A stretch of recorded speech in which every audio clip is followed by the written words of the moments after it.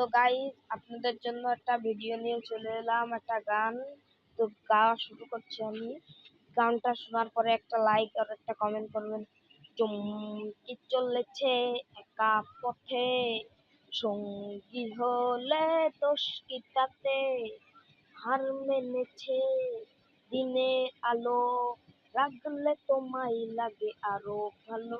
চুমকি চলেছে একা পথে, সঙ্গী হলে দোষ কি তাতে?